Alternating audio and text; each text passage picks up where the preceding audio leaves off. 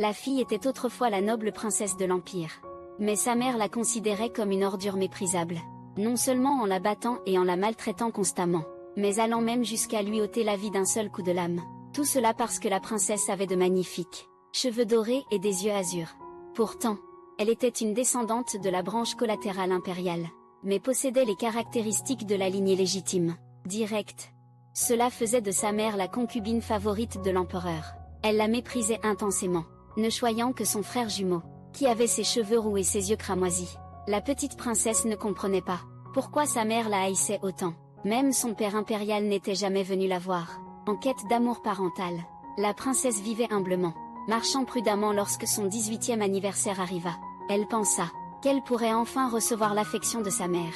Mais à la place, elle fut accueillie par la lame de sa mère transperçant son corps. Lyanna se réveilla en sursaut du cauchemar.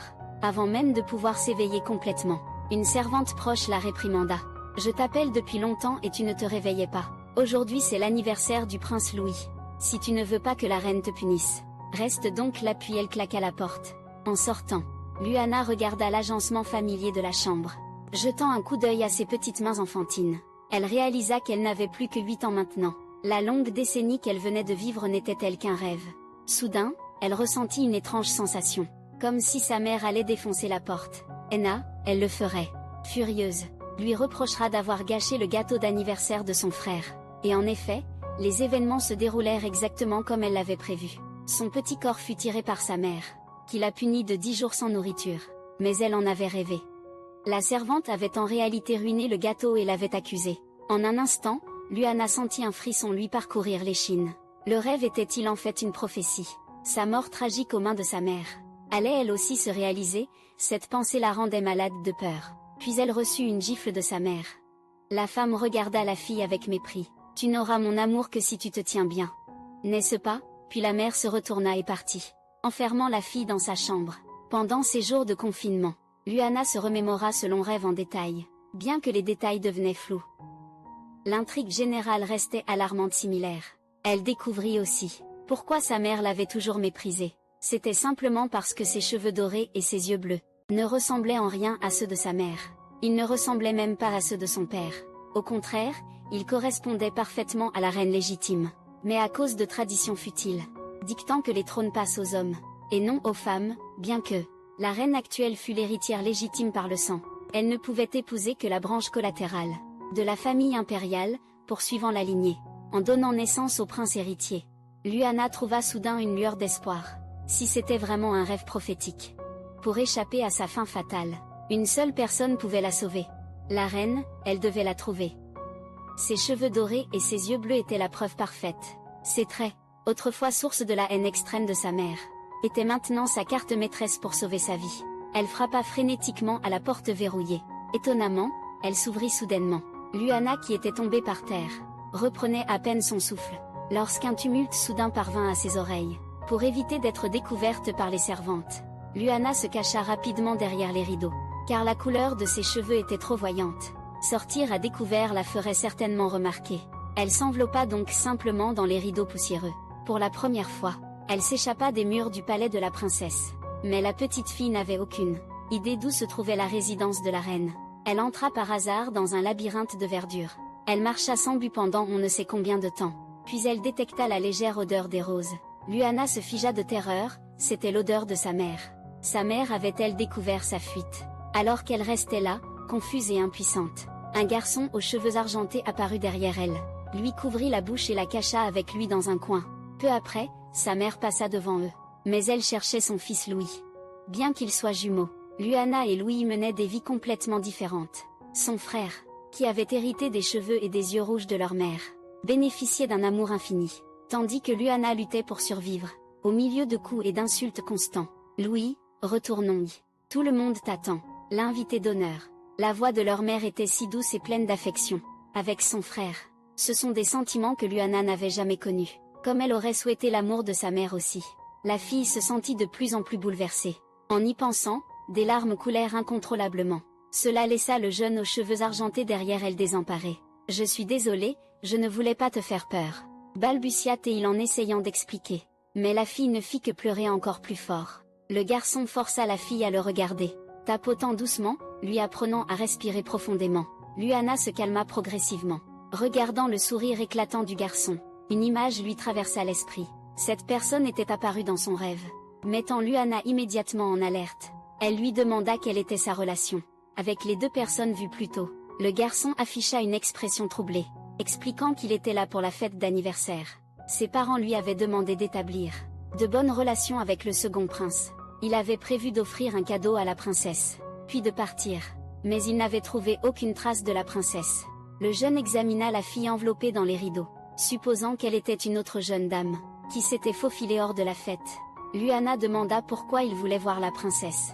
Parce que la reine avait spécialement invité tous les nobles à assister.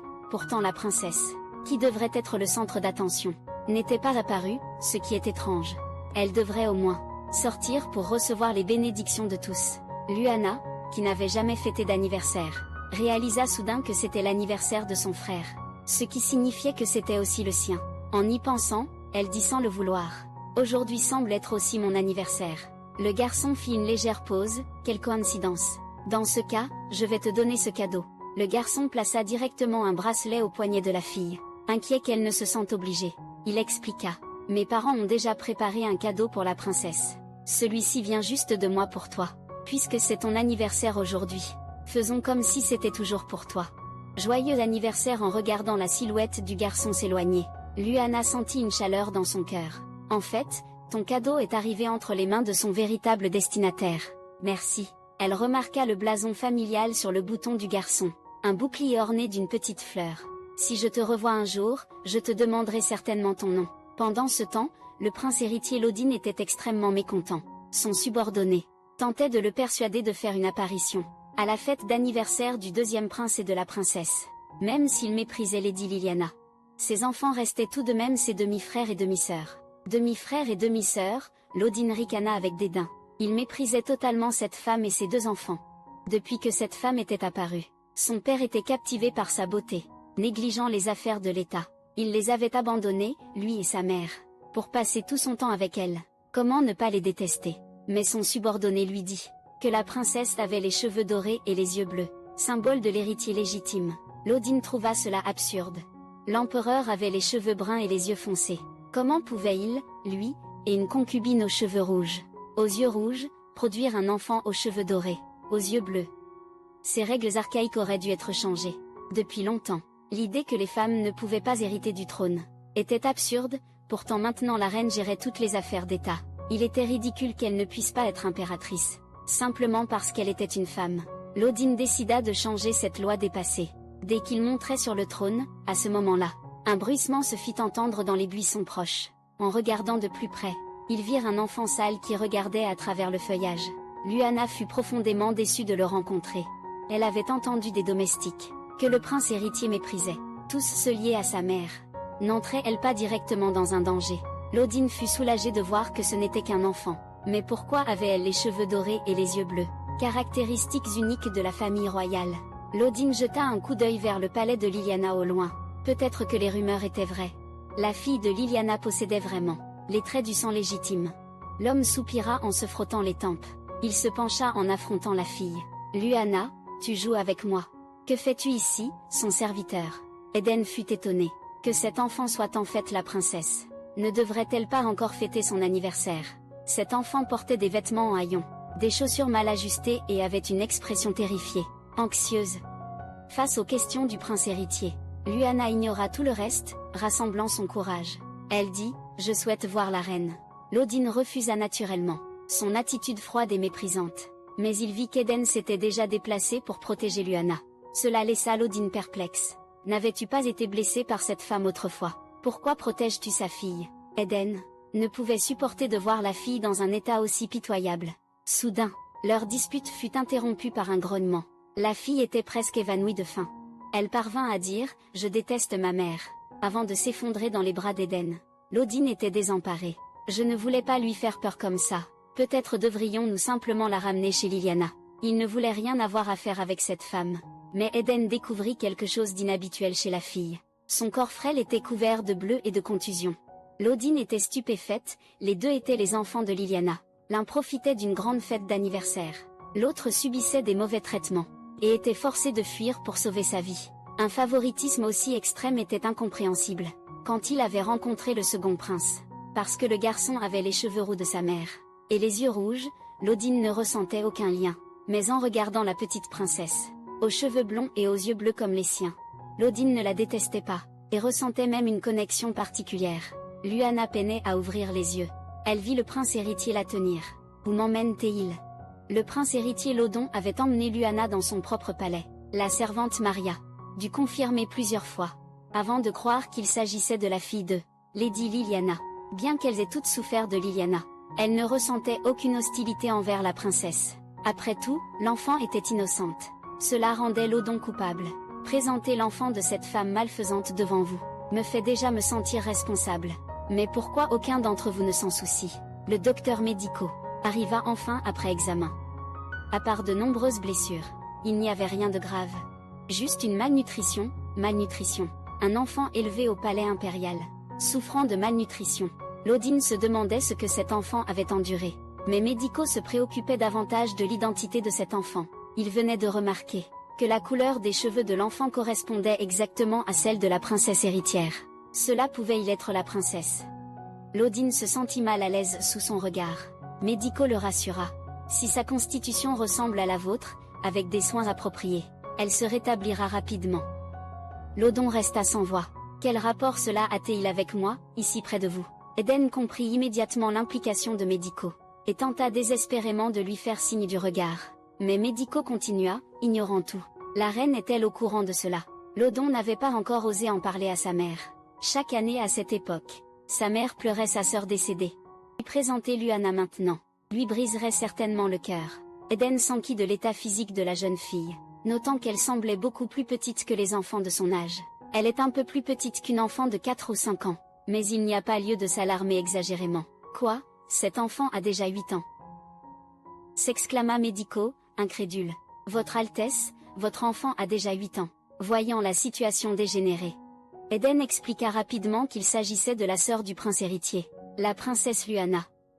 Médico comprit enfin. Cet enfant était la fille de Liliana. Que serait-elle d'autre? À quoi pensiez-vous donc? Quel âge pensez-vous que j'ai? Comment pourrais-je avoir un enfant de cet âge? Elle ne semble pas avoir plus de 4 ou 5 ans. Il est naturel que je me sois trompée. Cela laissa Lodon perplexe. Sa mère fournissait à Liliana des fonds importants pour l'éducation de l'enfant. Chaque année, comment cet enfant a-t-elle pu en arriver là?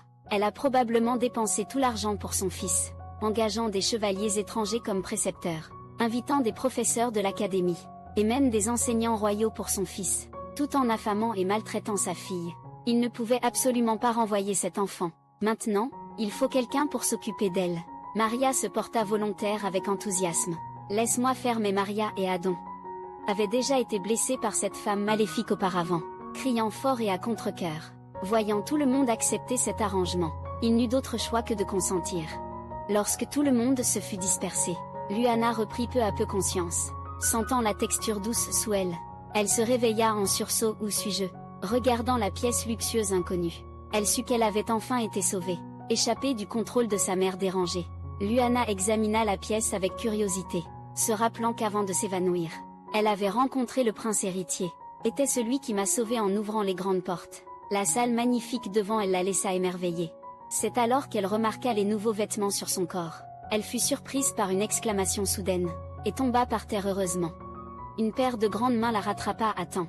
La nouvelle venue s'inclina en s'excusant. Bonjour votre Altesse. Je suis Maria, la femme de chambre personnelle du prince héritier. Je serai responsable de prendre soin de vous. À partir de maintenant, mais Lyanna, n'ayant jamais reçu de traitement doux auparavant, mal interpréta ses paroles. La femme de chambre du prince héritier va s'occuper de moi. M'a-t-il kidnappé? La fille paniqua et commença à supplier bruyamment. Elle ne savait pas que le prince héritier se tenait juste derrière elle, l'air mécontent. Quel genre de personne penses-tu que je suis? Les jambes de Lyanna fléchirent de peur.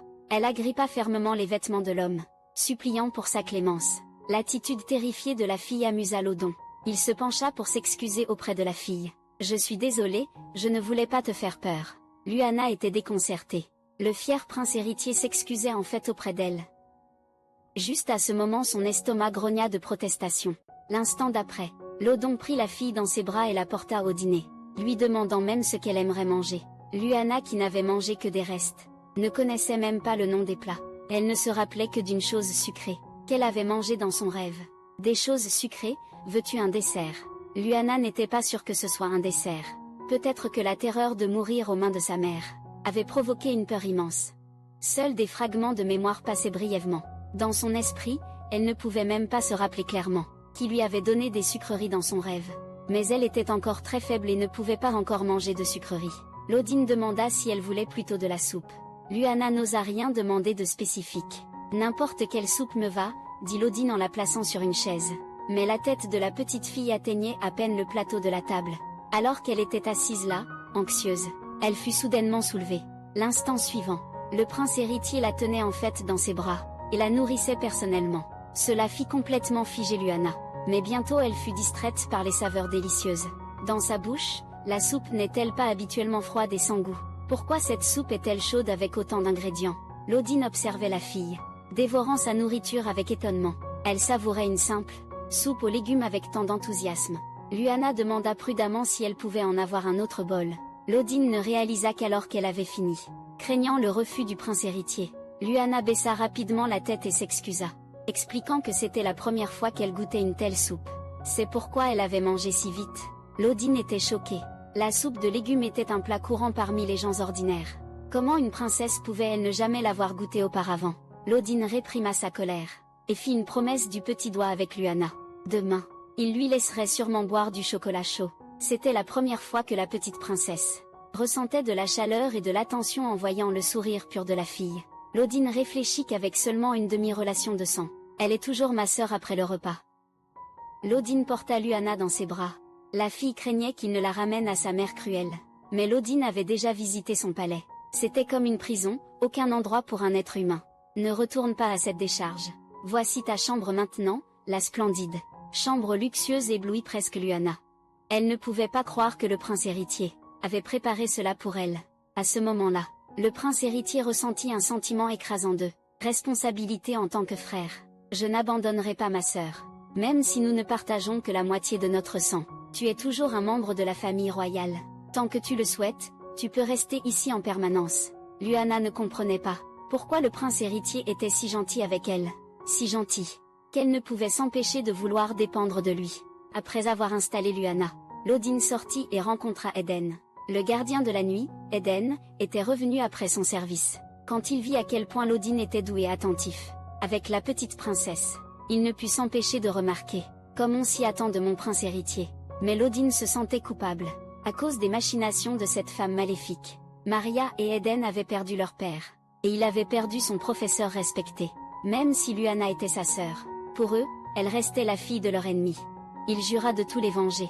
Bien que Luana ait échappé aux griffes de sa mère, elle se réveillait encore habituellement en sursaut de ses rêves. Seulement cette fois, il n'y avait ni coup ni réprimande de la part de sa mère.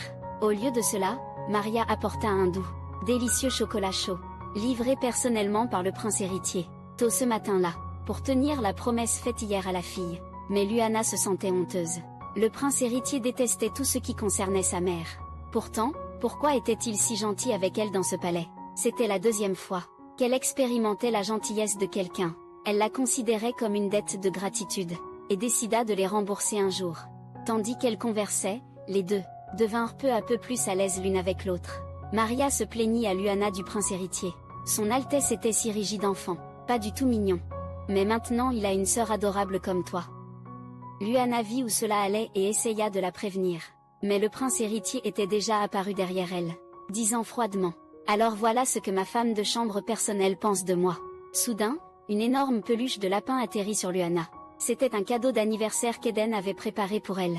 Bien que l'anniversaire d'hier soit passé, pour la princesse, c'était le premier cadeau d'anniversaire, qui lui appartenait vraiment à elle seule.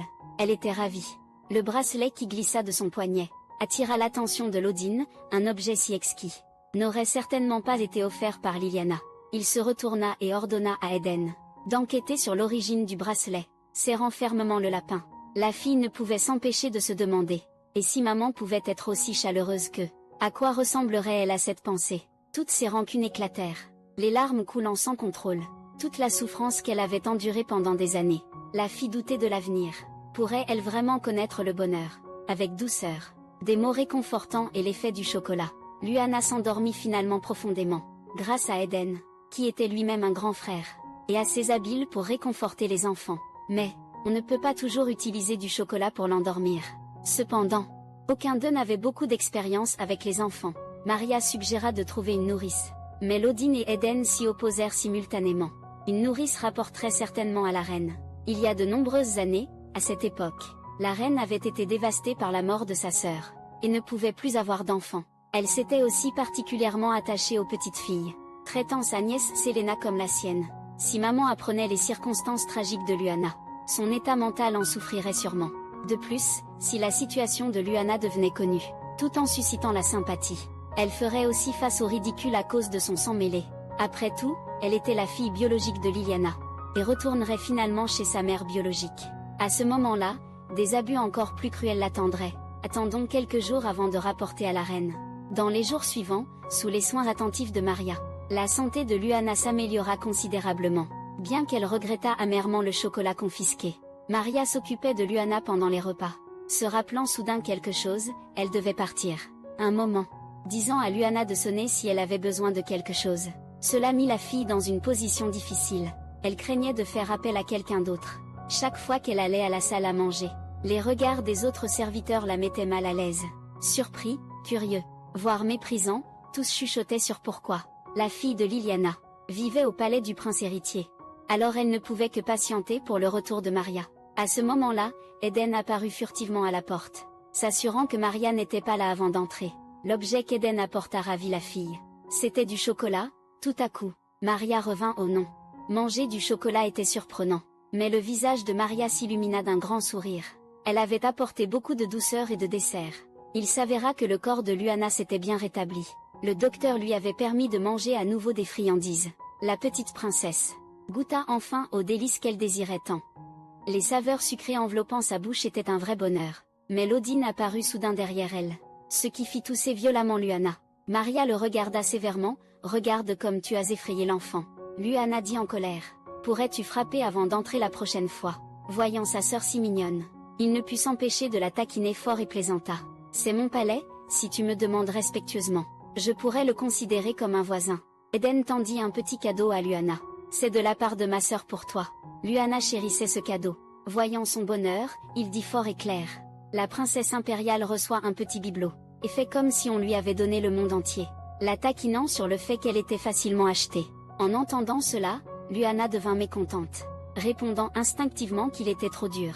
Dès qu'elle le dit, elle réalisa son erreur. Il va être en colère, n'est-ce pas? Juste au moment où elle se préparait à s'excuser, Lodin fut le premier à reconnaître sa faute. Il n'aurait pas dû taquiner sa sœur ainsi, et lui rappela de ne pas manger trop de sucreries, puisque son corps était encore en convalescence.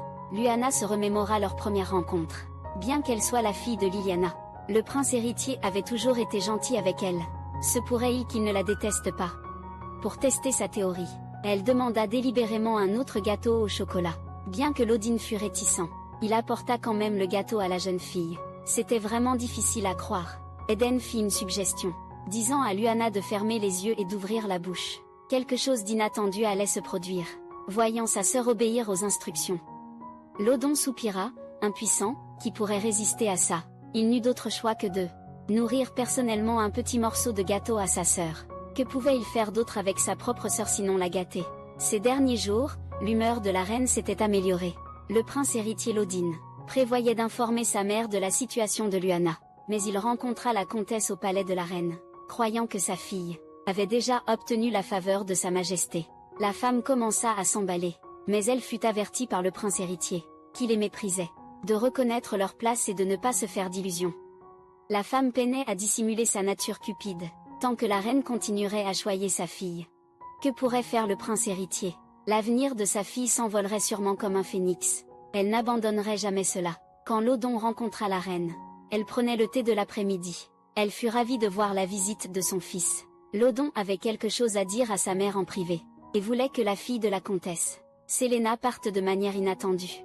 La fille agrippa son manteau. « Laisse-moi écouter, je suis ta sœur après tout. » Lodin fut choquée par son audace. « Quelle impertinence, je n'ai qu'une sœur. »« Mais elle est morte, » dit-elle.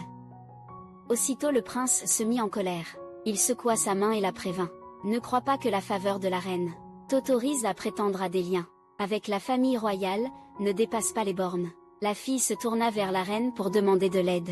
Mais l'expression habituellement agréable de la reine était devenue froide, elle ordonna à la fille de partir, et avertit que, si elle osait parler de nouveau avec irrespect, il y aurait des conséquences. Bien que la reine ait enduré de nombreuses épreuves, elle refusait de se laisser abattre, malgré la mort de l'empereur précédent et l'infidélité de l'empereur actuel. Elle continuait à remplir ses devoirs d'héritière légitime, gouvernant le pays avec assurance et ordre. Voyant sa mère si forte, Lodin fut enfin rassuré. Il raconta à sa mère que la princesse Luana avait été battue et maltraitée par sa mère, qu'elle s'était échappée et avait été retrouvée par lui, souffrant de malnutrition. Elle était maintenant soignée dans le palais du prince héritier. La reine fut choquée par cette nouvelle. De plus, à cause des abus de Liliana, les serviteurs du palais de la princesse la négligeaient aussi. Elle avait donc disparu pendant plusieurs jours, sans que personne ne s'en aperçoive. La reine voulut immédiatement voir Luana, bien qu'elle ne fût pas son enfant biologique. La reine lui avait rendu visite après sa naissance. Après tout, elle ressemblait tellement à sa fille décédée. D'un simple regard, l'image de la fille s'était gravée profondément dans son cœur. Chaque fois qu'elle voyait cet enfant, le chagrin de la reine d'avoir perdu sa fille était quelque peu apaisé, mais en tant que reine, fréquenter un enfant de concubine attirait toujours les critiques. La reine n'avait pas d'autre choix que de garder ses distances avec la fille. Des années plus tard, pour apprendre que la fille avait été torturée et maltraitée par la concubine, la reine voulait la voir, mais hésita devant la porte. Maria lui dit que Luana allait bien maintenant, mangeait et dormait bien, surtout qu'elle adorait les sucreries. Le prince héritier mentionna aussi l'avoir vue manger chaque fois qu'ils se rencontraient, comme si elle était née pour manger. Mais la reine s'inquiétait encore, car en tant que reine, elle avait failli à s'occuper des enfants du palais. Avait-elle négligé son devoir? L'enfant lui en voudrait, elle. Voyant l'hésitation de sa mère, Lodin ouvrit simplement la porte. Si tu t'inquiètes, entre et vois par toi-même. Mais Luana dormait profondément. À ce moment-là, en regardant la frêle silhouette de la fille, la reine n'en croyait pas ses yeux. Que ceci soit une enfant de 8 ans. Comment Liliana pouvait-elle faire ça à sa propre fille? La reine ressentit une immense douleur au cœur. Juste à ce moment-là, la petite princesse se retourna soudainement, faisant stopper la main levée de la reine en plein air. Après un instant, elle tapota doucement la fille, la berçant dans un profond sommeil. Dans son bureau, la reine convoqua le chambellan, lui montrant le rapport d'enquête sur Luana et le palais de la princesse. Bien que des fonds importants eussent été alloués pour la princesse, très peu avaient en réalité été dépensés pour Luana. Le reste avait été gaspillé par Liliana. Le chambellan fut choqué par ce rapport. La reine annonça qu'elle gérerait personnellement les fonds de la princesse. Désormais, commençant par révoquer les privilèges de dépenses de Liliana, Lodin rappela à sa mère qu'elle viendrait sûrement faire une scène. Mais pour ce qui concernait Luana, la reine ne céderait pas. Cette fois, si elle vient semer le trouble, qu'elle vienne directement me voir. Il n'y a pas lieu d'avoir pitié d'une femme qui traite son propre enfant avec tant de cruauté. Juste à ce moment-là, des pas légers se firent entendre dehors. C'était Luana jouant avec Eden. La petite princesse s'était réveillée affamée, et était venue chercher, ce qui fit que Lodin se sentit comme le ticket repas personnel de sa sœur. Mais c'était bien l'heure du dîner. Alors Lodin invita sa mère à se joindre à eux pour le dîner. Ce n'est qu'alors que Luana se rendit compte que la reine était là. Soudain, Luana se souvint que la reine était très gentille, et ne lui ferait pas de mal. Mais cela ne voulait pas dire qu'elle ne la détesterait pas. Quelle reine aimerait la fille d'une concubine faiseuse d'histoire? Elle descendit rapidement des bras du prince héritier, mais fut quand même portée jusqu'à la salle à manger. La reine remarqua que c'était sa soudaine apparition qui avait rendu Luana renfermée. Lodin la rassura que cet enfant ne perdrait pas l'appétit, juste parce qu'une autre personne est présente. C'était vrai, Luana mangeait ou allait manger chaque jour. À ce moment-là, un délicieux steak fut apporté devant la jeune fille, pour être pris directement par Lodin. La reine pensait qu'elle rêvait. Le prince héritier coupait réellement la viande. Pour la princesse, quand son fils était-il devenu si doux? Elle avait entendu dire qu'il avait même consolé Luana jusqu'à ce qu'elle s'endorme. La reine était encore plus surprise. Il détestait son demi-frère Louis, et il était froid envers la fille du comte. Pourquoi était-il si spécial pour Luana? Était-ce parce que cet enfant avait les mêmes cheveux dorés et les yeux bleus qu'elle? Si son enfant était encore en vie, aurait-elle cet âge aussi? Serait-elle aussi adorable qu'elle? Après le dîner, Luana venait de finir son dessert, quand Lodin poussa sa portion devant elle. La reine donna aussi la sienne à la jeune fille. Luana dit qu'elle n'en avait pas besoin, mais ses mains acceptèrent docilement les offrandes. Cet enfant aime tellement la nourriture. Je crains qu'elle ne soit facilement dupée par la nourriture. La reine demanda à son fils, tu ne l'as pas laissé avoir faim, n'est-ce pas? Lodon protesta de son innocence. Tu n'as aucune idée de combien cette petite peut manger. Et une fois qu'elle commence à manger, elle ne prête attention à personne d'autre. Juste au moment où il finissait de parler, une cuillère fut offerte à sa bouche. La petite princesse invitait Lodine à partager le dessert. La reine devint sérieuse en avertissant son fils. Les enfants prennent tes paroles à cœur. Fais attention à ce que tu dis devant elle à l'avenir. Ne harcèle pas Luana. Elle craignait que Lodon ne prenne pas bien soin d'elle. La reine suggéra d'emmener la petite princesse vivre avec elle. Elle demanda à Luana, aimerais-tu vivre avec moi? La tentant même avec de la nourriture. Mais Luana réfléchit attentivement. Si elle voulait avoir affaire à sa mère, rester avec la reine serait certainement mieux qu'avec le prince héritier. Mais en pensant à ses jours avec le prince héritier, les soins attentifs d'Eden et Maria, Luana décida de rester, la reine respecta son choix. Juste à ce moment-là, Maria entra soudainement avec un rapport. Elle hésita en regardant Luana. Luana sentit vivement que cela pourrait concerner sa mère. Voyant Lodine prête à l'emmener, elle supplia de rester et d'écouter. Mais il ne voulait pas que Luana soit impliquée dans les conflits d'adultes. Le prince héritier inventa une excuse et l'emmena. Maria rapporta que des servantes du palais de la princesse cherchaient partout la princesse dont elle n'avait pas osé parler à Liliana. La disparition de la princesse, ne cherchant que discrètement elle-même. Ses serviteurs, qui trompent supérieurs et subordonnés, sont vraiment méprisables avant de partir. La reine demanda à Maria quel parfum de dessert la princesse préférait. Après que la reine ait su que Luana aimait les sucreries, elle fit envoyer une table pleine de différents desserts. Luana fut choquée, tout cela est pour moi. Puis-je vraiment accepter autant de cadeaux? Parmi eux, des bocaux de bonbons élégamment emballés. Des délicatesses que Luana n'avait jamais goûtées auparavant. La sensation de douceur fondant dans sa bouche la remplissait de joie. Même les bocaux étaient en cristal coûteux. Luana se sentit quelque peu anxieuse. Pourquoi l'impératrice était-elle si gentille avec elle? Elle était confuse par cette affection soudaine, craignant involontairement que si elle faisait une erreur, cette gentillesse disparaisse immédiatement. Te voir autant en profiter plaira sûrement à l'impératrice. Autrefois, elle a dû faire de grands efforts pour plaire à sa mère.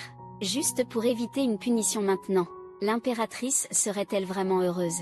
Simplement parce qu'elle aimait manger. Elle demanda à nouveau avec hésitation. Mais je ne peux rien faire pour elle. Puis-je vraiment accepter ces choses? La manière prudente de la jeune fille attrista Maria. Un enfant de ton âge devrait simplement accepter les cadeaux. Avec grâce si tu te sens encore mal à l'aise. Alors va remercier l'impératrice toi-même.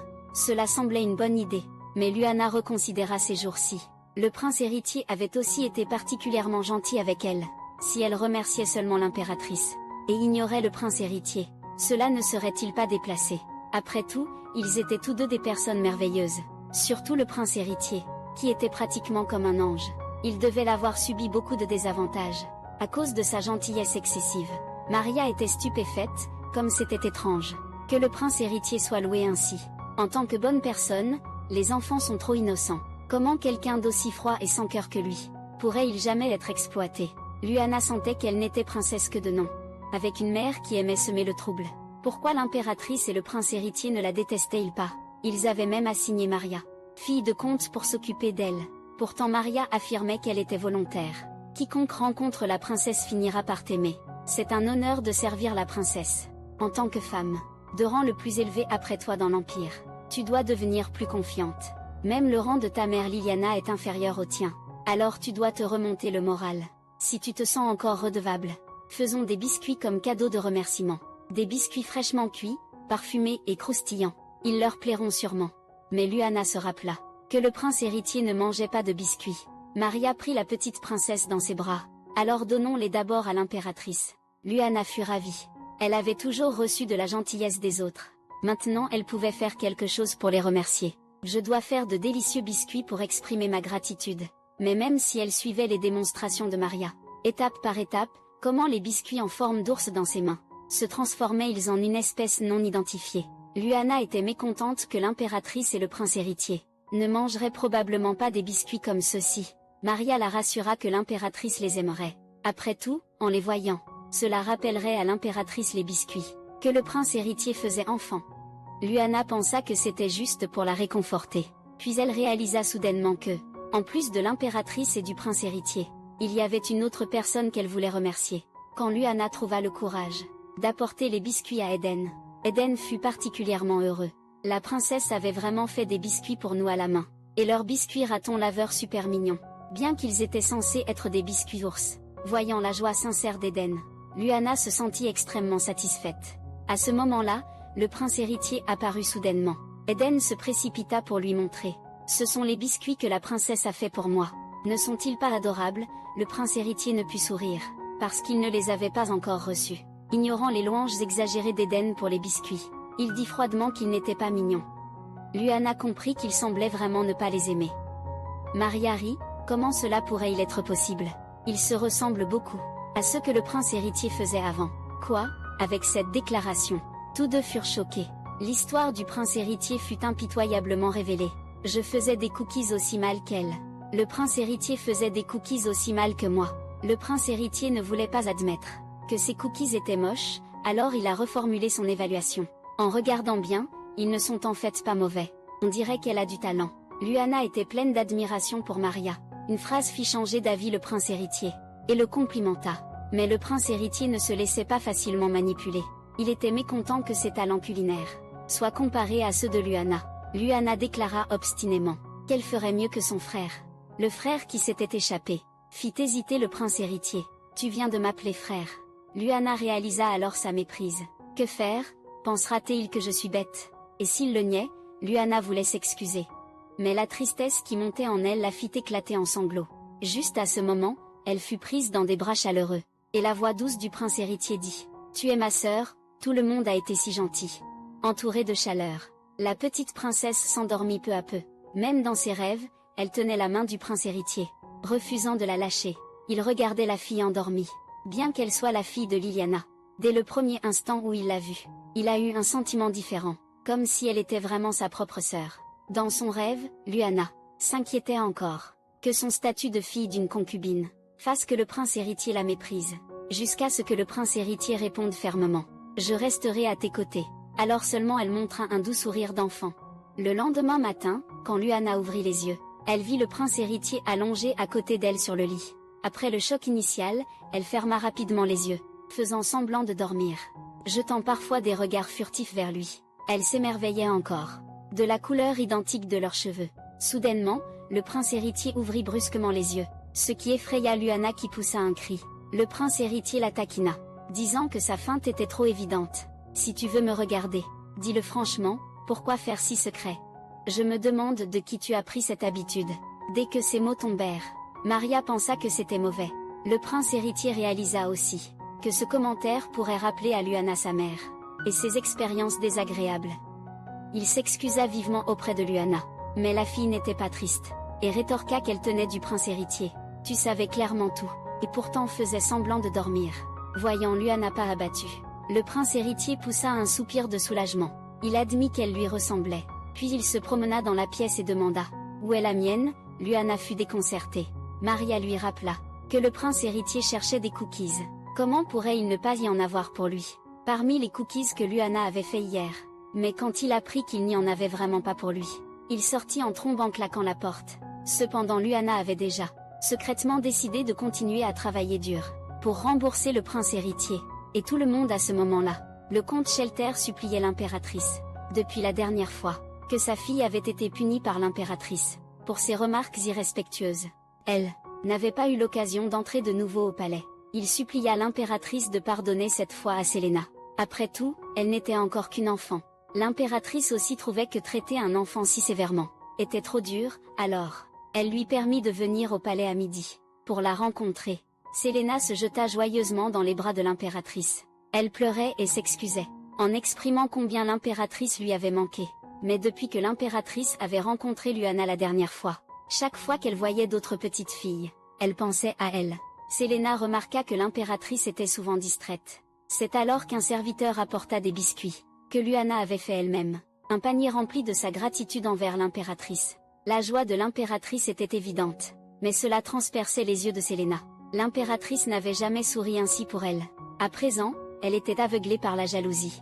Elle se précipita en avant et renversa les biscuits. Heureusement, l'impératrice fut rapide et protégea le panier. Seulement quelques morceaux tombèrent au sol et se brisèrent. Cette action mit l'impératrice en colère. Elle ordonna immédiatement aux serviteurs de la faire sortir.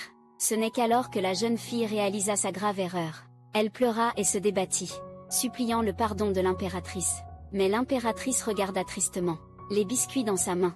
Selena se rappela sa première rencontre avec l'impératrice. La belle et élégante impératrice se tenait en une position élevée et éblouissante. À partir de ce moment, elle rêvait qu'un jour, elle pourrait être comme l'impératrice, devenant l'existence la plus rayonnante depuis lors. Chaque fois qu'elle en avait l'occasion, elle essayait d'attirer l'attention de l'impératrice. Elle connaissait bien l'affection de l'impératrice pour les filles.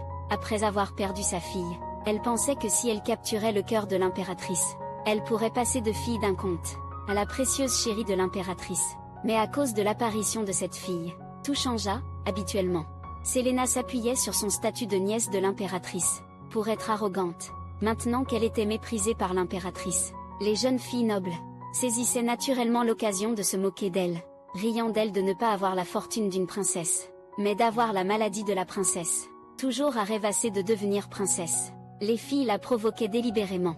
Elles disaient que l'impératrice traitait la princesse Luana comme sa propre fille. Cela rendait Selena folle de jalousie. Elle se retourna et partit en colère. Et elle détestait Luana jusqu'au plus profond d'elle-même. L'impératrice ne lui avait jamais souri ainsi. Pourquoi était-elle si partiale envers cette fille? Son statut de nièce de l'impératrice ne devait absolument pas être inférieur à ce genre de lignée collatérale. Consumée par la rage, Selena retrouva son père comte. Elle exigea qu'il ordonne à l'impératrice de chasser Luana. Cette déclaration absurde le choqua, et il crut que sa fille était devenue folle. Pendant ce temps, l'impératrice apprit que Liliana n'avait pas encore retrouvé la princesse. Elle décida de la confronter le lendemain, et de poursuivre la responsabilité pour détournement des fonds de soutien de la princesse. Alors elle saisirait l'occasion de obtenir la garde de la princesse, tandis que l'impératrice invitait Luana à déjeuner. Maria, qui ne s'était pas préparée à l'avance, elle a dû sortir ses vêtements d'enfance, pour que Luana puisse choisir plus tard. Elle ferait confectionner des vêtements sur mesure par des créateurs. Luana supposait que c'était à cause de son statut délicat, pour empêcher les étrangers de voir, et d'engendrer des rumeurs défavorables. Maria a dit à Luana que l'impératrice avait été profondément émue, en recevant ces biscuits, qu'elle chérissait précieusement. Bien que Luana pensât que c'était exagéré, elle était néanmoins ravie. Luana était éblouie par la gamme de magnifiques robes. Une robe rose attira son attention. Puis-je essayer celle-ci? Maria la rassura en disant qu'elle pourrait s'en contenter. Aujourd'hui et demain, il lui ferait beaucoup de belles robes neuves. Mais Luana n'avait pas d'argent pour se les permettre. Ne t'inquiète pas, le prince héritier est un homme très riche, avec l'héritage du défunt empereur. Toutes les dépenses seront couvertes par lui. Voir le prince héritier dépenser toujours de l'argent mettait Luana mal à l'aise. De plus, en tant que fille de Liliana, avait-elle vraiment le droit d'entrer dans le palais de l'impératrice? L'impératrice est ta mère légitime. Donc tu es aussi la fille de l'impératrice. Bien sûr que tu peux aller au palais de l'impératrice. Après t'être préparée et habillée, Luana avait du mal à reconnaître la belle personne raffinée dans le miroir. Était-ce vraiment la même petite fille sale d'avant? Mais quand Maria sortit une paire de chaussures en cuir rouge, Luana fut surprise. La scène d'horreur sanglante de son rêve défila devant ses yeux. La sensation de sa mère, en train de lui enfoncer un couteau aiguisé dans le corps, semblait si réelle qu'elle recula, effrayée. Juste à ce moment, la voix du prince héritier retentit. Si tu ne les aimes pas, alors ne les porte pas. Il tendit la main et prit la fille. Je la porterai toute la journée. Elle n'aura donc pas besoin de marcher ni de porter des chaussures. Portant la fille, il se retourna et partit. Eden rappela à Maria la réaction déclenchée de la princesse à la vue des chaussures. C'est alors que Maria réalisa que quelque chose n'allait pas chez la fille. Le prince héritier demanda à Luana si les chaussures lui déplaisaient. Les chaussures sont belles mais juste trop vives en couleur. Alors à partir de maintenant, rien de rouge ne t'apparaîtra. Tu es la princesse et personne ne peut te critiquer. Y compris Liliana, je te protégerai toujours. Les paroles du prince héritier rassurèrent beaucoup Luana. Bientôt, ils arrivèrent au palais de l'impératrice, puisque l'impératrice gérait les grandes affaires d'État. Beaucoup de personnes allaient et venaient ici chaque jour. Quand elles virent le prince héritier au cœur froid, porter effectivement une fille, elles bavardèrent toutes, surtout les cheveux dorés et les yeux bleus de Luana, qui devinrent le centre de leur discussion passionnée. Sentant l'inconfort de la fille dans ses bras, le regard perçant du prince héritier balaya la foule. La foule se tut immédiatement. À ce moment, Luana remarqua un gentleman aux cheveux argentés. C'était le duc Esteban. Luana pensa qu'il lui semblait familier. comme si elle l'avait déjà vu quelque part. À ce moment, une servante dans la foule vit Lyanna. Elle fut très alarmée, comment la princesse pouvait-elle être ici? Elle devait vite le rapporter à Lady Liliana. Il y a longtemps, il y avait une belle elfe, qui devint l'impératrice du premier empereur. Après sa poursuite persistante, l'empereur, pour plaire à son impératrice, dépensa énormément pour construire le magnifique palais de l'impératrice. Lyanna s'émerveillait devant le splendide palais. Y a-t-il vraiment des elfes dans ce monde? Bien sûr qu'il y en a, mais ils ne communiquent jamais avec les étrangers. Ils ne gardent le contact qu'avec les membres royaux, liés à la première impératrice. Quand arrive le festival du Nouvel An, je pourrais t'emmener les rencontrer. En entendant qu'elle pouvait rencontrer des elfes, Lyanna était extrêmement excitée. À ce moment, la servante, Taran, vint les accueillir. Son attitude était amicale et chaleureuse. Lyanna trouva cela étrange. Pourquoi tout le monde autour de l'impératrice était si gentil avec elle, alors même qu'elle était l'enfant d'une concubine? Ils la méprisaient mais elle bénéficiait pourtant de leur bienveillance. C'est plutôt audacieux, non? Lorsqu'il remarqua les émotions nerveuses de la jeune fille, le prince héritier la consola doucement. Les voyant arriver, l'impératrice les accueillit chaleureusement. Lyanna chuchota à l'oreille du prince héritier, lui demandant quoi dire pour faire plaisir à l'impératrice. L'impératrice fut totalement charmée par ce comportement. Le prince héritier porta directement Lyanna jusqu'à sa place. L'impératrice remarqua que la fille ne portait pas de chaussures, et demanda la raison. Le prince héritier répondit simplement qu'il n'y avait pas besoin de chaussures, puisque c'était lui qui la portait. Des plats délicieux furent servis. Lyanna ouvrit la bouche docilement, attendant que le prince héritier la nourrisse. L'impératrice regardait avec envie. Elle voulait aussi nourrir la jeune fille. Juste à ce moment, un serviteur entra en courant, pressé. « Votre Altesse, la concubine est arrivée. » Les yeux du prince héritier devinrent immédiatement froids. C'est à propos de l'avenir de Lyanna. Elle supplia le prince héritier, espérant pouvoir aussi participer. À ce moment-là, l'impératrice s'avança pour réconforter la jeune fille, lui disant de rester ici en sécurité. « Ça fait si longtemps que je n'ai pas vu ma fille. Je veux passer plus de temps avec toi. » Ce mot « fille » a presque fait pleurer Lyanna. Même sa propre mère biologique ne l'avait jamais appelée ainsi. Bien que la situation soit critique, elle se sentait très en sécurité. Est-ce la sécurité d'être protégée par les autres? La servante s'agenouilla, tremblante sur le sol. Elle avait peur de la pression basse, émanant de la femme aux cheveux rouges. Liliana n'avait jamais imaginé que sa fille habituellement timide oserait s'enfuir et chercher refuge chez son pire ennemi mortel. L'impératrice, en regardant les documents, les gens de l'impératrice les avaient livrés. Elle était furieuse, l'impératrice ne serait pas seulement responsable des futures dépenses de la princesse, mais exigeait aussi le remboursement des fonds détournés précédemment. Ses servantes avaient en fait osé dissimuler la nouvelle de la fuite de Lyanna. Si elles avaient signalé rapidement, elle ne serait pas dans une position aussi défavorable maintenant. En y pensant, elle ne pouvait plus contenir sa colère. Son visage se déforma tandis qu'elle jurait qu'elle ferait en sorte que Lyanna reçoive la punition la plus sévère. Juste à ce moment, un homme appela doucement son nom. Liliana se blottit rapidement près de l'empereur, caressant les yeux de l'empereur. Puis elle fit retomber l'homme qui avait brièvement retrouvé la lucidité, dans le sommeil en le regardant devant elle. Liliana conçut une pensée malveillante. Puisque cette fille était si désobéissante, elle la rendrait docile comme un chien domestique. Tout comme son père, pendant ce temps, le prince héritier s'apprêtait à rejoindre l'impératrice. Pour rencontrer Liliana, Lyanna essaya de l'arrêter, inquiète pour sa sécurité après tout. Dans son rêve, sa mère la tuerait dans le futur. Elle n'en était pas certaine. Sa mère ne ferait pas de mal au prince héritier. Mais comment expliquer cela? Pour qu'il la croie? Enfant, tu t'inquiètes pour moi, ne t'en fais pas. Je suis bien plus coriace que tu ne l'imagines. Lyanna voulait toujours l'arrêter. Mais le prince héritier était déjà parti. Pourtant elle ne pouvait pas rester là, à attendre passivement dans le jardin. Liliana se plaignit avec impatience d'avoir attendu si longtemps l'impératrice. Comme c'était irrespectueux, la servante de l'impératrice ne la ménagea pas. Tu es clairement arrivée en avance, Liliana roula des yeux. Comment une simple servante peut-elle être si hautaine? Quand mon fils deviendra empereur, je réduirai le palais de l'impératrice en ruine. À ce moment-là, l'impératrice et le prince héritier arrivèrent. L'expression de Liliana changea, en voyant le prince héritier. Le prince héritier la regarda avec mépris. L'impératrice demanda directement à Liliana sa raison d'être venue apparemment. Liliana était venue pour les fonds de la princesse. En tant que mère biologique de Lyanna, elle devait naturellement gérer les dépenses de sa fille. L'impératrice rétorqua qu'étant donné que Lyanna était princesse, il n'y avait aucun problème à ce que ce soit elle, l'impératrice qui gère les fonds. Liliana était furieuse. C'est moi qui l'ai mise au monde et élevée. Le prince héritier ricana. Mais Lyanna semble souhaiter ne pas être né de toi. Il jeta une pile de documents devant Liliana. Tout ce concerne le palais de la princesse. Et les rapports de santé. Comment expliques-tu de si mauvais résultats? Où as-tu dépensé les fonds de la princesse? L'impératrice donna 2 choix à Liliana. Soit abandonner la garde de Lyanna, soit rendre tous les fonds précédemment détournés. La femme se tut un instant, puis ricana, s'adressant à l'impératrice. Vous êtes tellement obsédée par la fille d'autrui. N'avez-vous pas peur que l'on murmure que vous n'arrivez pas à oublier votre fille morte? Alors vous volez une autre, un enfant ressemblant comme substitut. À ce moment-là, le prince héritier remarqua une petite silhouette à proximité. Mais quand il se lança à sa poursuite, il ne resta qu'une minuscule pantoufle sur le sol. Lyanna connaissait bien la cruauté de sa mère.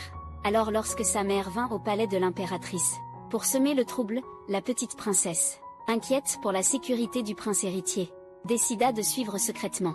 Lyanna se cacha sous les couvertures, faisant semblant de se reposer après avoir trompé Maria. Elle fourra une poupée sous la couverture, puis elle s'éclipsa secrètement du palais. Elle ne pouvait pas, simplement regarder ceux qui l'avaient aidé à être mis en danger, mais auparavant, elle était toujours sortie avec le prince héritier.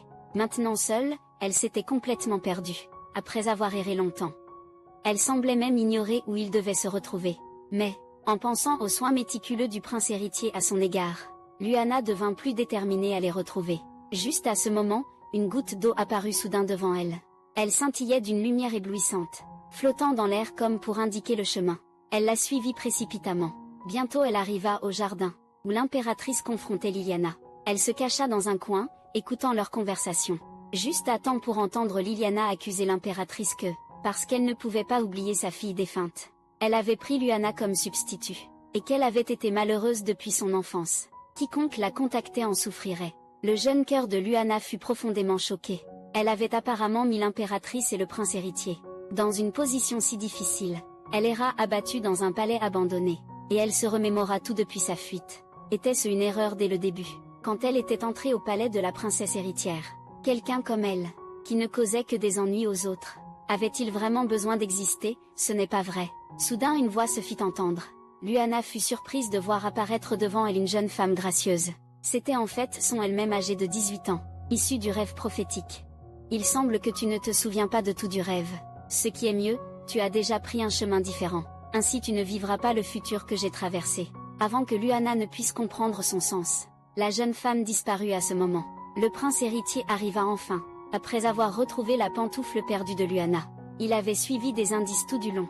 Voyant l'air inquiet du prince héritier, Lyanna se sentit très coupable. Elle pensait que son existence était la cause des difficultés qu'il rencontrait. Mais les mots suivants du prince héritier firent éclater Lyanna en larmes instantanément. Tu es ma sœur. Quoi que tu veuilles faire est parfaitement naturel. La jeune fille se jeta dans ses bras, sanglotant bruyamment. Ce mot sœur effaça toutes ses insécurités. Cela lui fit sentir aimée et chérie.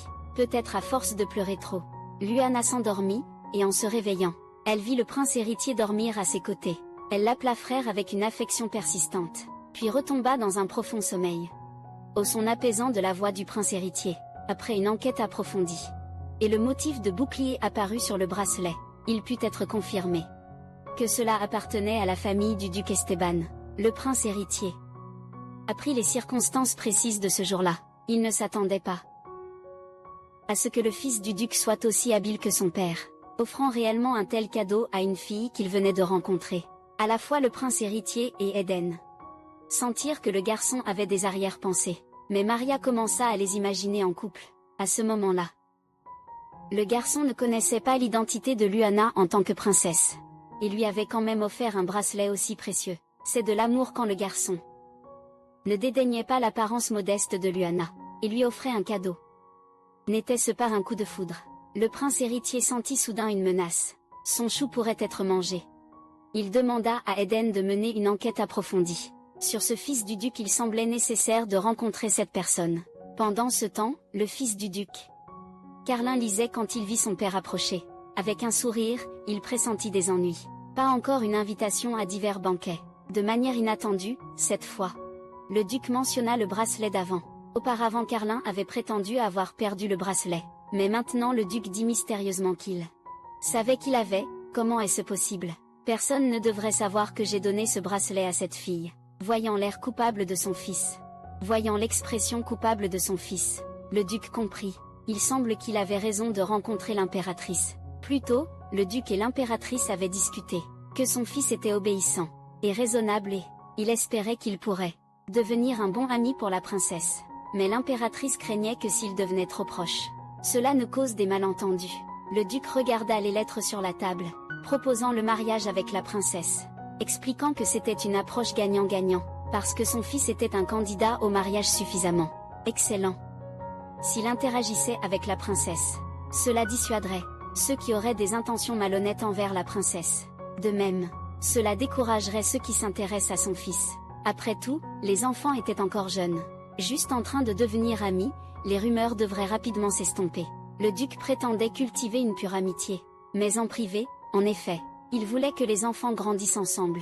Avec le soutien du duc, ce serait une bonne opportunité pour la princesse, dont le statut actuel était délicat, d'affirmer sa position. Et cela pourrait aussi faire souffrir la présomptueuse Liliana et son fils.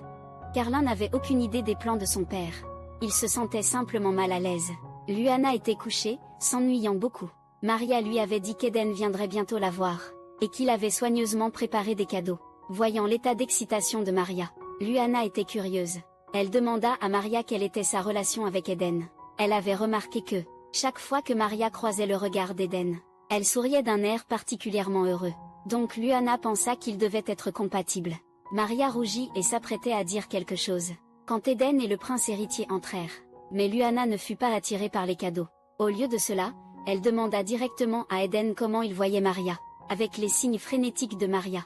Eden était complètement confus. Alors il changea de sujet. Il présenta ses fières créations à Lyanna, tellement nombreuses que Lyanna ne pouvait pas toutes les porter.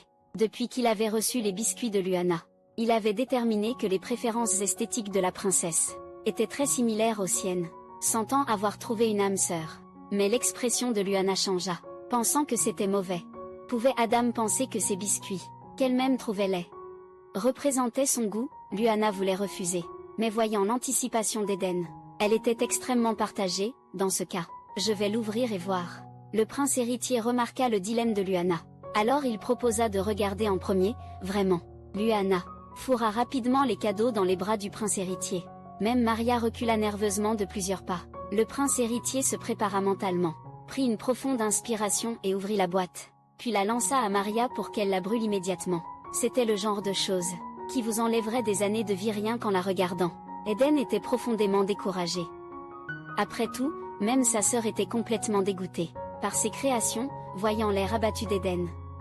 Lyanna se sentit quelque peu désolée, et devint curieuse de savoir ce qu'était vraiment le cadeau. Peut-être devrais-je l'accepter? Absolument pas. C'est nuisible à la santé mentale. Lyanna consola Eden qui était accroupi dans un coin. Elle expliqua que ses biscuits laids n'étaient pas ses préférés, ce n'étaient que des tentatives ratées. Pour empêcher la curiosité de Lyanna, le prince héritier avait promis de lui offrir un cadeau, qu'il avait eu du mal à obtenir. Même le frère avait eu des difficultés à se le procurer. Ça doit être quelque chose de très précieux. Peux-tu vraiment me l'offrir? Maria s'est rendu compte que le prince héritier pourrait parler de ce livre. Impossible qu'il offre des cadeaux selon ses propres goûts. En quoi est-il différent d'Adam? Maria craignait que Lyanna ne l'accepte pas. Alors d'abord, elle lui a demandé si elle aimait lire pour la préparer mentalement. Mais Lyanna a dit qu'elle n'avait jamais lu de livre. Maria a soudain réalisé comment une enfant, qui avait souffert de maltraitance depuis son enfance, avait pu avoir l'opportunité de lire des livres. Elle a encouragé Lyanna, laisse-moi t'accompagner dans cet apprentissage. Aussitôt Maria a commencé à énumérer des livres, prévoyant de lire des contes de fées à Lyanna chaque jour. Voyant son air sérieux, Lyanna était quelque peu surprise. Elle n'avait jamais imaginé que quelqu'un lui lirait des contes à elle, parce que sa mère ne l'avait jamais traitée ainsi. Même quand elle était malade, sa mère la négligeait. Même les servantes chuchotaient derrière son dos. Est-elle vraiment l'enfant biologique de Liliana? Lyanna hésitait à lui dire qu'elle savait en fait lire. Mais elle pouvait à peine dire qu'elle avait appris dans un rêve. Bientôt plusieurs piles de livres d'histoire furent livrés dans la pièce. Aujourd'hui, lisons comment le premier empereur et la première impératrice ont forgé un empire. Il y a longtemps, il y avait un jeune homme aux cheveux aussi radieux que le soleil. Un jour, son village subit un malheur. Lors de la résistance, le jeune homme rencontra une belle elfe, aux cheveux bleus et aux yeux bleus. L'elfe aida le jeune homme à vaincre ses ennemis. Avec le temps, le jeune homme tomba amoureux de l'elfe, et il construisit un palais magnifique pour lui faire sa demande. L'elfe accepta la demande du jeune homme, mais en même temps, elle posa une condition. L'histoire du premier empereur et de la première impératrice s'arrête brusquement ici. Lyanna trouva que l'histoire manquait de rigueur et de nombreux détails. Et quelles conditions la première impératrice avait-elle proposées? Maria expliqua que ce n'était qu'un conte de fées, et qu'une grande partie du contenu était basée sur des légendes populaires. Mais Lyanna avait le fort sentiment que tout dans le livre était vrai, surtout l'ami d'enfance du jeune homme dans l'histoire, qui bénit le couple en larmes. Bénissait-elle vraiment l'avenir de l'empereur et de l'impératrice? Voyant que la petite princesse avait beaucoup de questions, Maria prévint de relire l'histoire. Mais Lyanna dit qu'elle s'en souvenait parfaitement, et commença à réciter des chapitres.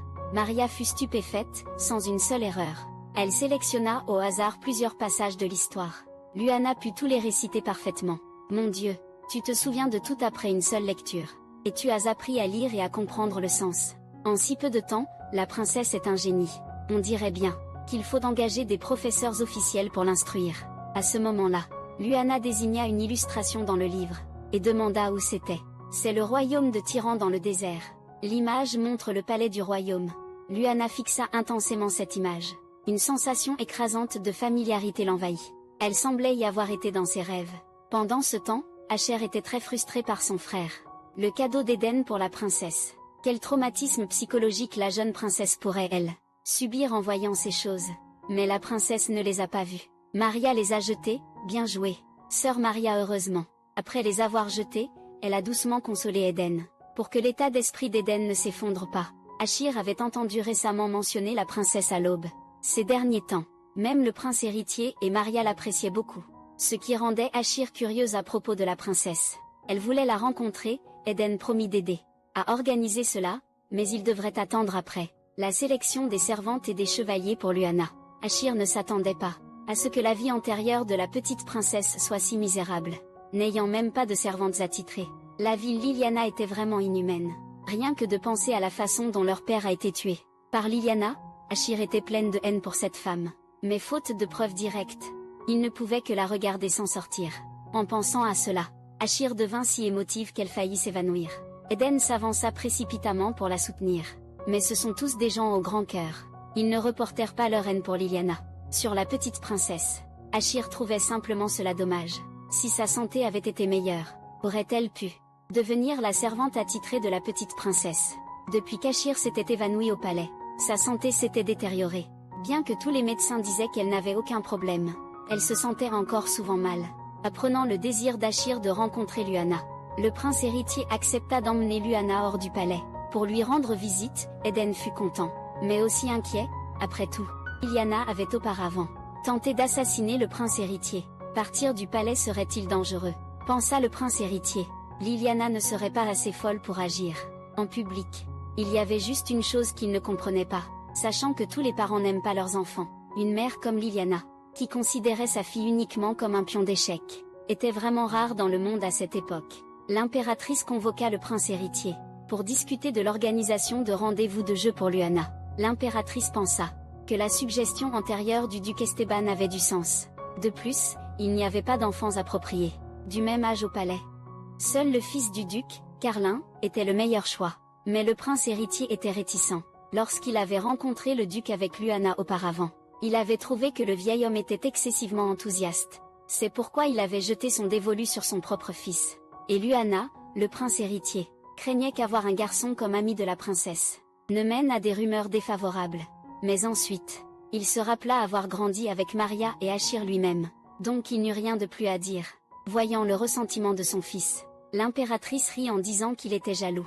Mais à mesure que la princesse grandissait, il devenait de moins en moins approprié qu'elle continue de vivre avec un prince héritier. L'impératrice prévoyait de déplacer Lyanna au palais de la gloire. Le prince héritier fut surpris. Ce n'est pas ce palais que la mère a spécialement construit pour sa fille. Avant sa naissance, elle était en fait prête à laisser Lyanna y emménager. L'impératrice semblait avoir fait son deuil du décès de sa fille. Lyanna apparut dans l'obscurité, réalisant qu'elle rêvait. Soudain une main apparut et lui donna quelque chose.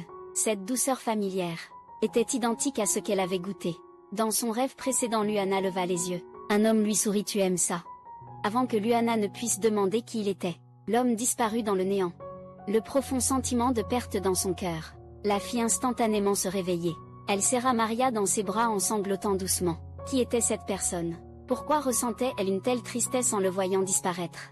Le duc Esteban discutait avec sa femme de l'envoi de leur fils comme compagnon de jeu de la princesse. Maintenant que l'invitation officielle avait été envoyée, l'affaire était réglée. Sa femme ne comprenait pas. Auparavant, quand Liliana s'était approchée du duc, elle voulait que Carlin interagisse davantage avec le second prince. Mais le duc avait refusé. Pourtant maintenant, il envoyait activement Carlin être le compagnon de la princesse. Le duc expliqua qu'actuellement, la tutrice de la princesse était l'impératrice. Donc se lier d'amitié avec la princesse n'avait rien à voir avec Liliana.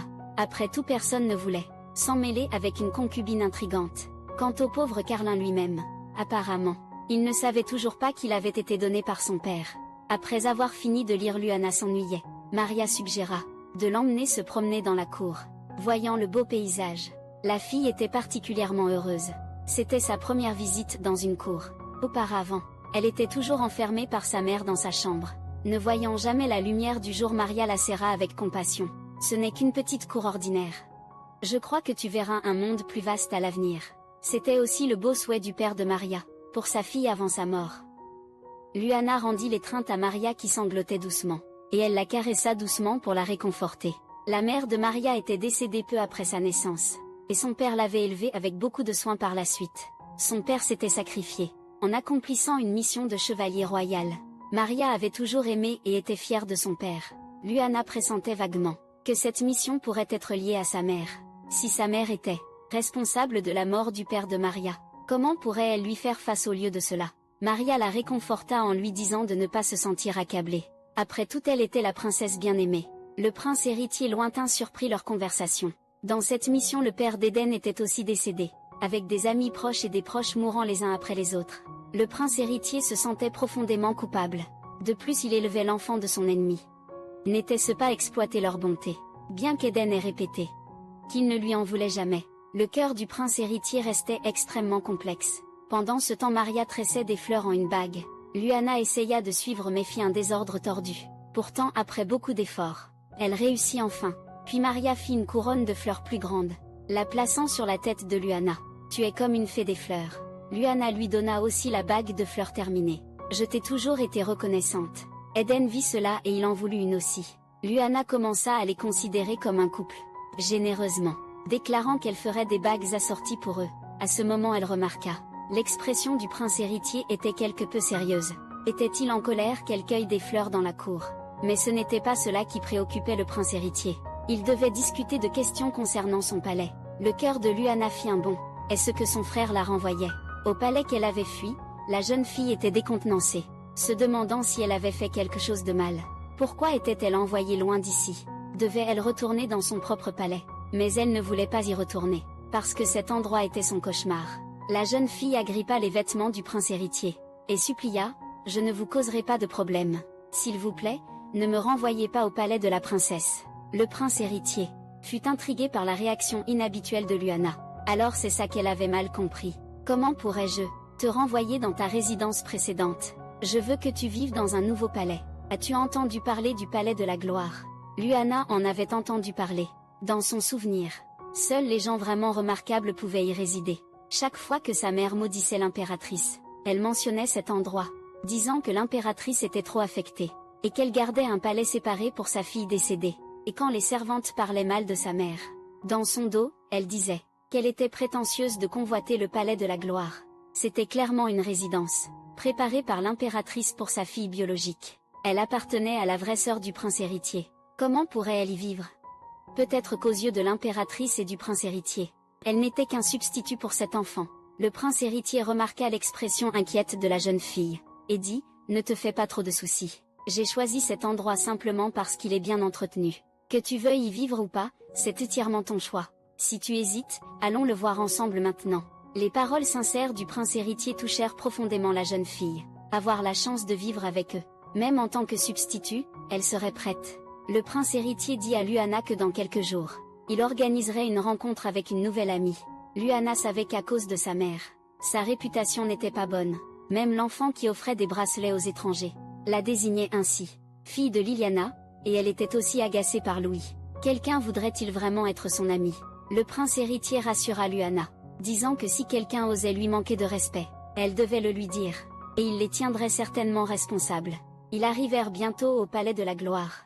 Lyanna fut immédiatement captivée par la magnifique structure blanche. En voyant le sourire ravi de la jeune fille, le prince héritier se sentit gratifié. Il lui dit que si quelque chose lui déplaisait, il pourrait le démolir et le reconstruire.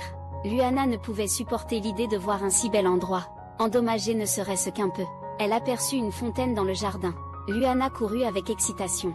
Au moment où sa main toucha l'eau, la fontaine inachevée jaillit soudainement de l'eau. Lyanna sentit l'eau fraîche, et ressentit un immense apaisement. Pendant ce temps, le prince héritier et Maria étaient stupéfaits de ce spectacle. La jeune fille était entourée de gouttelettes d'eau cristalline, perdue dans un jeu joyeux. La petite fille ne se rendait pas compte que son jeu d'eau innocent avait invoqué un elfe de l'eau, le prince héritier, et Maria resta figée, regardant la fille enveloppée de gouttes d'eau. Il était rare que des humains invoquent des elfes, même parmi les princesses de sang royal. Seuls les élus possèdent le pouvoir de contrôler les elfes. Maria trouvait cela étrange. La princesse Lyanna, issue seulement d'une lignée collatérale, pouvait elle aussi invoquer des elfes. Le prince héritier expliqua que parfois, les descendants d'une lignée collatérale naissent avec un sang ancestral relativement pur, ce qui le rend possible cependant. Il semblait que Lyanna n'utilisait pas activement son pouvoir. C'était plutôt l'elfe qui s'amusait avec elle.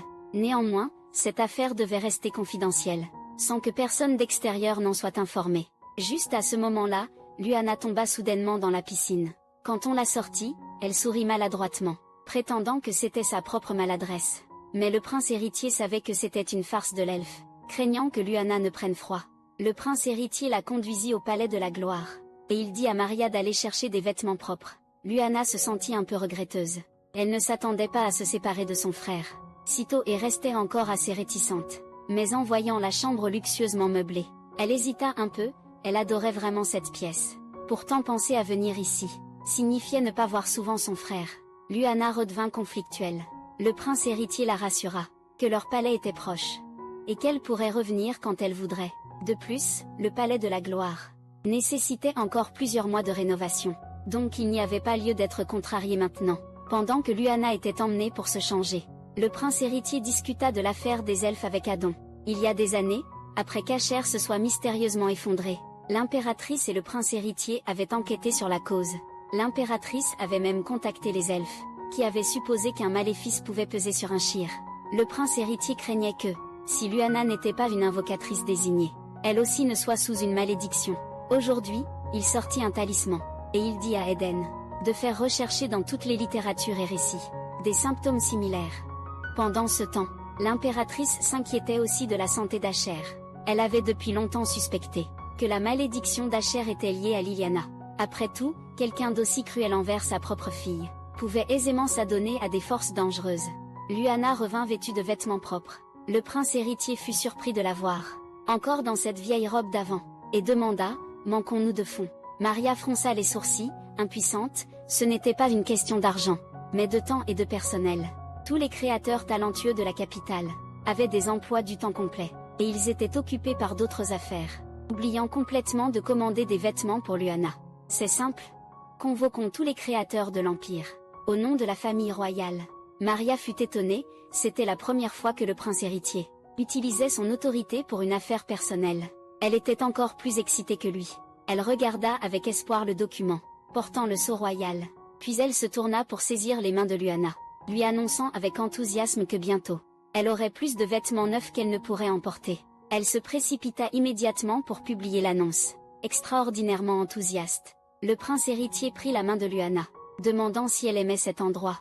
Lyanna regardait joyeusement le nouveau palais, demandant à plusieurs reprises si elle pouvait vraiment vivre ici. Bien sûr que cet endroit t'appartient désormais. Le lendemain, alors que Lyanna lisait seule, Maria suggéra de trouver un professeur pour lui enseigner. Après tout, un enseignant professionnel pourrait offrir des conseils plus détaillés avec le talent de Lyanna. Étudier avec un professeur la rendrait certainement plus accomplie. Mais Lyanna semblait réticente, pour une raison quelconque. Chaque fois qu'elle entendait des mots comme professeur ou étude, elle en avait froid dans le dos, et son humeur se détériorait.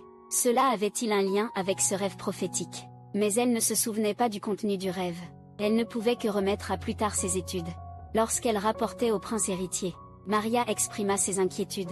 Mais le prince héritier comprit immédiatement que Maria s'inquiétait en réalité que, si Luana n'était pas assez parfaite, elle pourrait être méprisée par d'autres nobles. À cause de sa lignée, Luana est une princesse. Elle n'a donc pas besoin de se conformer aux standards nobles. Donc à moins qu'elle ne veuille vraiment apprendre. Ne la force pas, Maria réalisa qu'elle avait été trop anxieuse, et qu'elle avait involontairement manqué de respect à la princesse Luana. Le prince héritier s'enquit des progrès concernant les nouveaux vêtements de Luana. Maria annonça que les créateurs de tout le pays arriveraient au palais demain. Tôt le lendemain matin, un propriétaire de boutique de vêtements arriva précipitamment à son magasin. Elle dit au créateur Jessie d'annuler toutes les commandes de demain. Jessie était complètement déconcerté, jusqu'à ce qu'il voie la notification royale, remise par le propriétaire. Le prince héritier voulait de nouveaux vêtements pour la princesse. La princesse de 8 ans allait enfin apparaître en public. Si leurs vêtements plaisaient à la princesse, cela signifierait des commandes royales continues à l'avenir. Alors tout le monde s'affairait, frénétiquement, modifiant des vêtements déjà faits à la taille des enfants. Jessie regardait la notification dans sa main. Si la princesse portait des vêtements qu'il avait conçus, un jour son souhait pourrait se réaliser. Le prince héritier était perplexe. C'était lui qui voulait choisir les nouveaux vêtements pour sa sœur. Pourquoi sa mère était-elle venue ici en premier? Tu choisis des vêtements pour une fille. Qu'est-ce qu'un homme comme toi pourrait comprendre? La moquerie impitoyable de l'impératrice frappa le cœur du prince héritier. Il se tourna vers Maria pour demander ce qui se passait. Maria était déconcertée. Je n'en ai aucune idée. Le prince héritier remarqua l'infirmière souriante à côté de l'impératrice. Peut-être qu'Eden avait divulgué des informations. Eden protesta de son innocence, disant qu'il n'avait fait que mentionner cela à un coiffeur, qui avait été entendu par l'infirmière. Pendant ce temps, Luana se concentrait uniquement sur manger du gâteau, comme si les événements d'aujourd'hui ne la concernaient pas.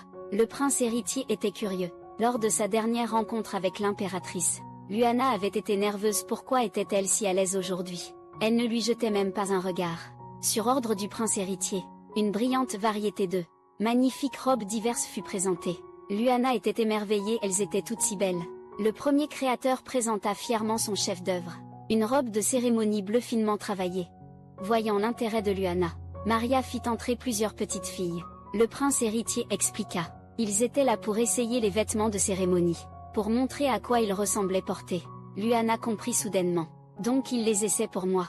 L'impératrice demanda à Luana si cela lui plaisait, et Luana répondit instinctivement que oui.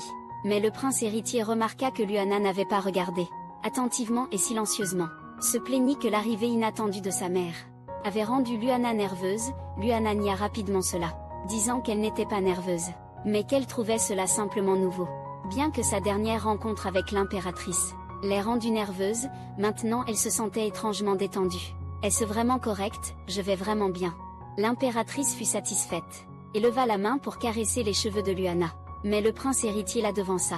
L'impératrice resta sans voix et s'apprêtait à le confronter, quand elle fut interrompue par des exclamations. Est-ce vraiment le prince héritier, qui a impitoyablement renvoyé le deuxième prince? Comment peut-il être si tendre et affectueux envers la fille d'une concubine? Les murmures montaient et descendaient, mettant Luana mal à l'aise. Pour détourner l'attention de tous, Luana désigna au hasard. J'aime cette robe. La princesse a un excellent goût. Une créatrice aux cheveux roses nommée Belly se fraya un chemin jusqu'à Luana. Elle brandit une robe dorée scintillante, et expliqua avec enthousiasme. Bien que cette robe paraisse ordinaire, le tissu orné de minuscules diamants scintillerait brillamment au soleil. Luana était éblouie par cette robe. L'impératrice et le prince héritier furent tous deux ravis de la recommandation sincère de Belly. L'impératrice réclama cette tenue avec décision, voyant sa propre commande lui être volée. La créatrice précédente grinça des dents de colère. Tout aussi furieuse était la concubine Liliana. Elle ne s'attendait pas à ce que les créateurs, venus initialement pour la servir, soient tous passés au prince héritier. Elle était très en colère. Pourtant, ses servantes étaient habituées à la personnalité volatile et tordue de leur maîtresse. Elle tremblait encore de peur face à un tel comportement. Liliana remarqua le bras de sa servante coupé par un éclat. Elle feignit la préoccupation en la réconfortant, mais la menaça en réalité, disant qu'elle devait obéir absolument pour rester en vie. La servante était terrifiée, mais sous l'influence constante de la concubine malveillante, elle devint peu à peu complice du mal. Pendant ce temps, l'impératrice et le prince héritier continuaient à aider Luana à choisir ses vêtements. Les critères de l'impératrice étaient extrêmement stricts. Tout détail qui lui déplaisait signifiait un rejet. Cela épuisait Luana qui avait commencé avec enthousiasme. Mais après avoir passé une demi-journée, elle se sentait maintenant fatiguée et ennuyée. Luana regarda l'impératrice, discuter passionnément avec les créateurs. Et elle sortit silencieusement de la pièce. Maria lui dit de se détendre dans le gadon, promettant d'apporter des collations plus tard. Luana s'émerveilla de l'énergie abondante de l'impératrice, tandis qu'elle entrait progressivement dans le gadon. Soudain, un léger bruit se fit entendre derrière elle. Luana pensa que Maria était revenue, mais ne reçut aucune réponse quand elle appela. Quelque chose n'allait pas. Qui pouvait s'approcher d'elle dans le palais? Pouvait-ce être Liliana? Puis un cri surpris retentit derrière. Un chevalier aux longs cheveux maintenait une jeune femme au sol. Le chevalier s'inclina devant Luana, se présentant comme Sabin. Luana avait déjà entendu ce nom. Il était l'objet des affections de nombreuses servantes, connu sous le nom de chevalier égaré. À moins que ce ne soit un cadeau royal. Et elle demanda à Sabène de la libérer en premier. Mais Sabène dit que cette personne était dangereusement suspecte. À l'insistance de Luana, Sabène la lâcha à contre-cœur. La femme expliqua qu'elle ne voulait pas faire de mal. Elle avait simplement vu ces fleurs jaunes, et avait instinctivement voulu en cueillir une, car c'était la fleur préférée de sa mère décédée. Mais Sabin l'accusa de mentir, puisque ces fleurs ne poussaient qu'au palais. À moins que ce soit un cadeau royal, il est impossible pour les gens ordinaires de les voir. La femme expliqua désespérément qu'elle ne mentait pas, montrant plus de peine de ne pas être crue que de peur. Luana crut ses paroles, et elle la libéra malgré les objections de Sabène. Pour exprimer ses excuses, elle cueillit personnellement un bouquet de fleurs pour la femme. Luana ordonna aussi à Sabène de garder ce secret. Après tout cela, elle se sentit complètement épuisée.